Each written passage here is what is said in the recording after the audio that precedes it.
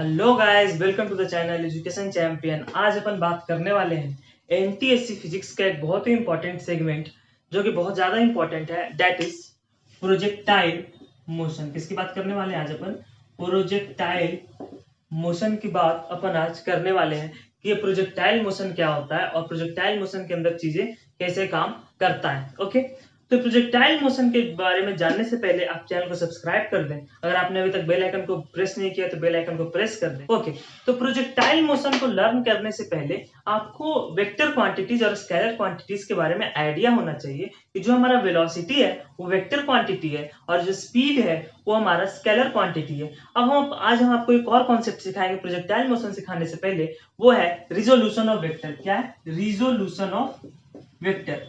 आप वेक्टर को कैसे रिजॉल्व कर सकते हैं उसके बारे में थोड़ी सी बात अपन को करनी पड़ेगी, तभी अपन प्रोजेक्टाइल मोशन को अच्छे से अंडरस्टैंड कर पाएंगे। सपोजिंगली हम रिजोल्यूशन ऑफ वेक्टर की बात कर रहे हैं। ये हमारा एक वेक्टर है, ये हमारा वेक्टर है जिस वेक्टर को अपन ने मान लो पी वेक्टर बोला है।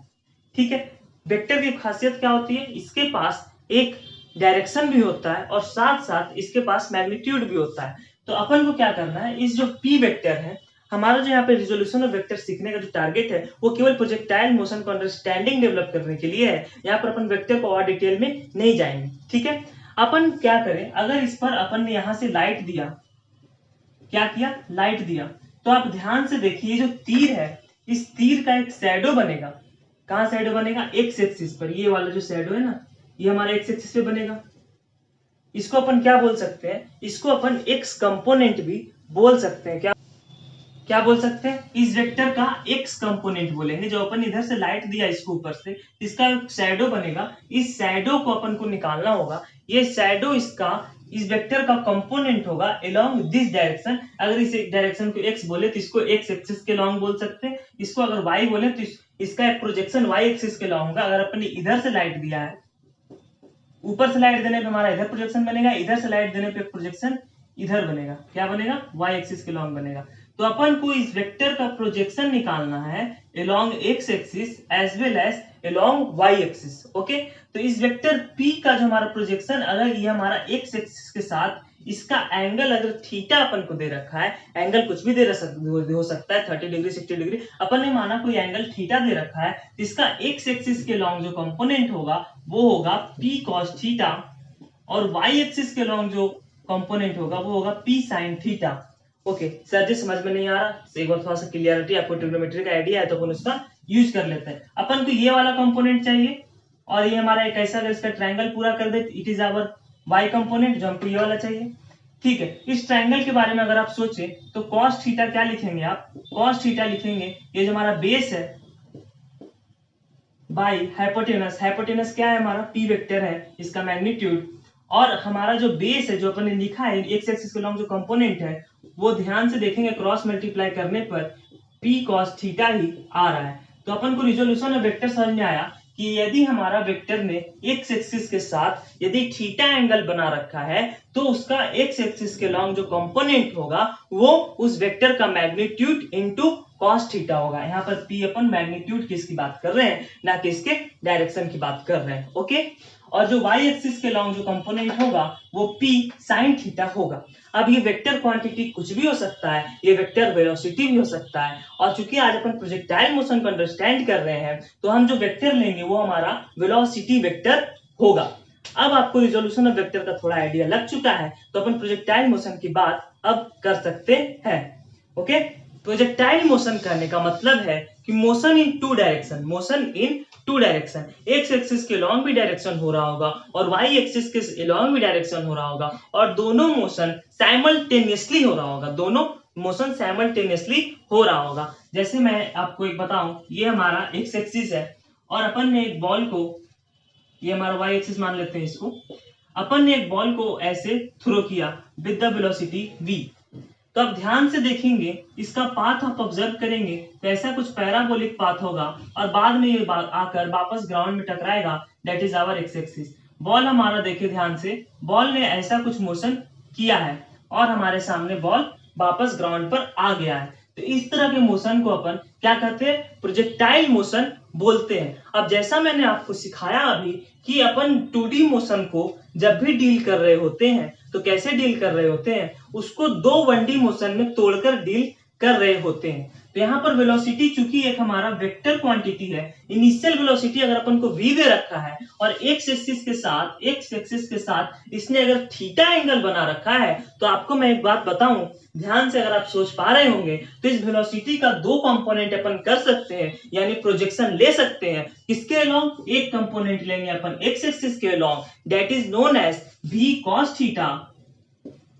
थीटा एंगल इसके साथ है, अपन ने इसे अभी तुरंत देखा था रिजोल्यूशन ऑफ वेक्टर में, p वेक्टर था तो उसका एक्स एक्सिस के अलोंग जो कंपोनेंट था वो p cos थीटा आया था। तो यहाँ b पे v वेक्टर है, तो v वेक्टर का जो हमारा एक्स एक्सिस के अलोंग जो आएगा वो क्या आएगा? v cos थीटा आएगा। और y डायरेक्शन के अलोंग जो आएगा वो क्या आएगा? v sin थीटा आएगा।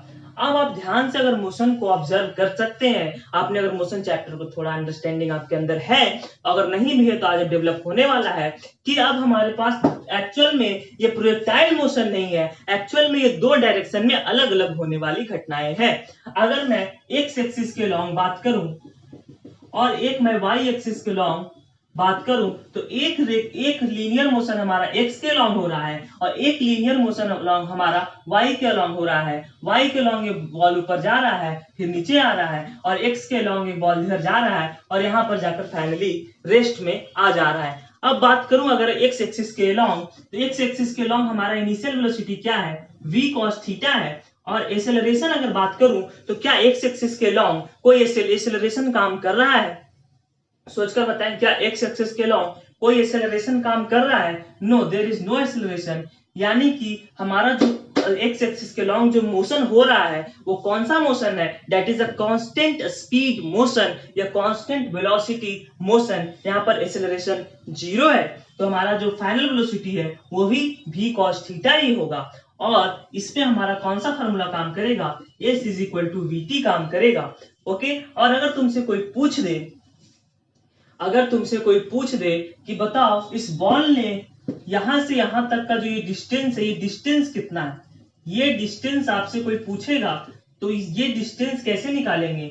s is equal to vt से निकालेंगे। s क्या है हमारा? ये डिस्टेंस है जिसको अपन रेंज बोलते हैं। क्या बोलते हैं? रेंज। ये जो डिस्टेंस आपने लिखा है ना, ये डिस्टेंस को अपन रेंज के नाम से प्रोजेक्टाइल मोशन में जानते हैं। लेकिन आप कांस्टेंट स्पीड का फॉर्मूला लगाएंगे, s is equal to vt लगाएंगे, s v की जगह क्या डालेंगे? v cos थीटा इसका कांस्टेंट स्पीड है, तो v cos theta into t, ये हमारा रेंज निकल के आएगा। ये t क्या है? ये यहां से यहां तक जाने में इसको कितना टाइम लगा। अब यहां से यहां तक के आने का जो टाइम है, यहां से यहां तक के आने का जो टाइम है, वो टाइम की जानकारी अपन को y एक्सिस के लॉन्ग हो रहा मोशन देगा। अगर आप ध्यान से देख रहे हैं, चीजों को ध्यान से समझ रहे हैं, तो आपको पता चल रहा होगा कि projectile motion is nothing but a 2D motion in 2 direction motion, and we can resolve it into 2 directions and solve it very easily. y axis के लॉन्ग देखें तो इनिशियल वेलोसिटी क्या था? इनिशियल वेलोसिटी था v sin थीटा,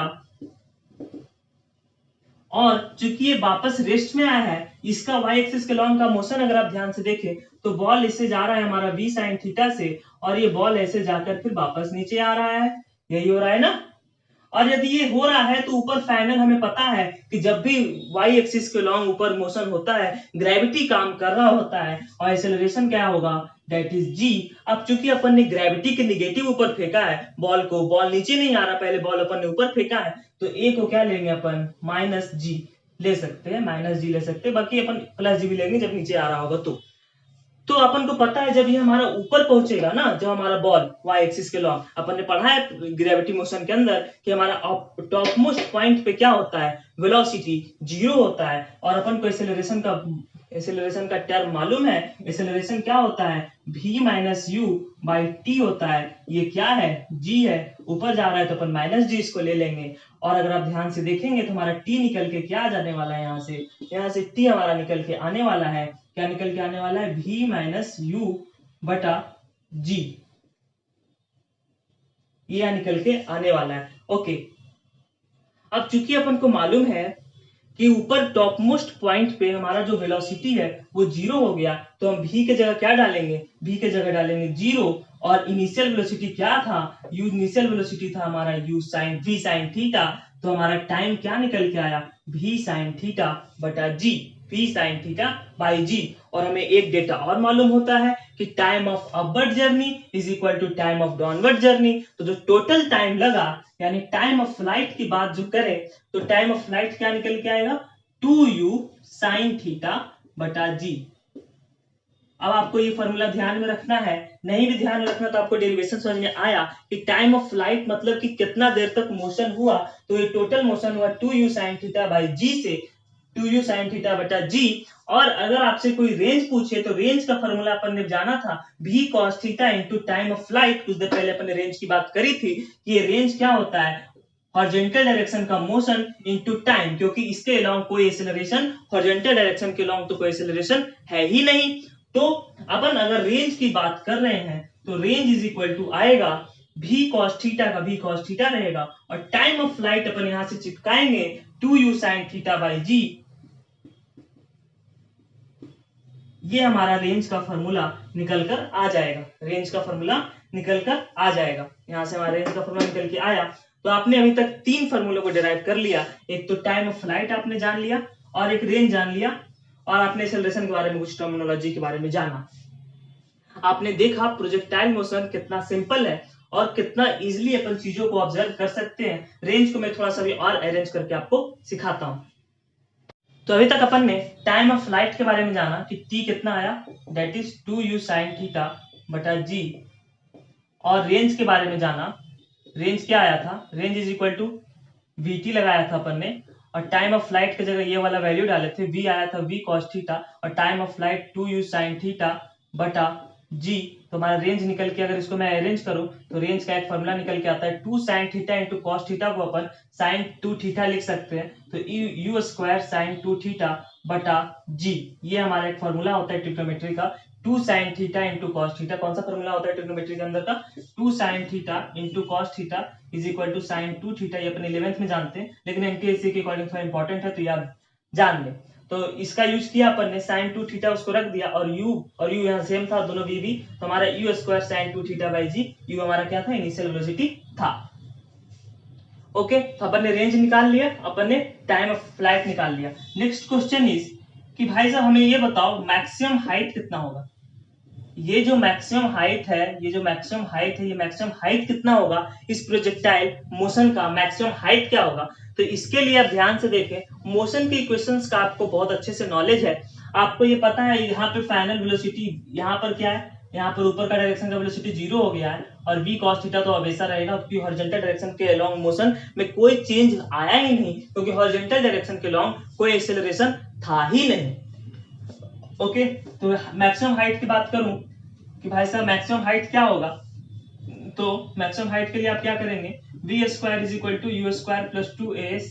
आपको ये formula पता है, फाइनल वेलोसिटी हमारा जो वर्टिकल के लॉन्ग है वो 0 हो गया है, और इनिशियल वेलोसिटी क्या था, u sin थीटा, इसका होल स्क्वायर जाएगा, और ये 2g, और ये h की जगह मैक्सिमम हाइट रख देंगे, ये हमारा 0 आ गया, तो h क्या निकल के आएगा, ये पूरा क्वांटिटी इधर आ जाएगा, u square sine square theta बटा 2g।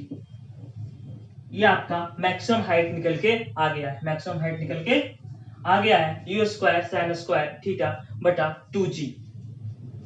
तो आपने प्रोजेक्टाइल मोशन को बहुत अच्छे से अंडरस्टैंड कर चुके हैं अब कि प्रोजेक्टाइल मोशन क्या होता है। आपको वेक्टर्स का रिजोल्यूशन समझ में आया पहले, कि अपन ने वेक्टर्स को पहले तोड़ना सीखा कि किस तरह अपन तोड़ सकते हैं। अब ये तो पूरा कॉन्सेप्ट हो गया प्रोजेक्टाइल मोशन।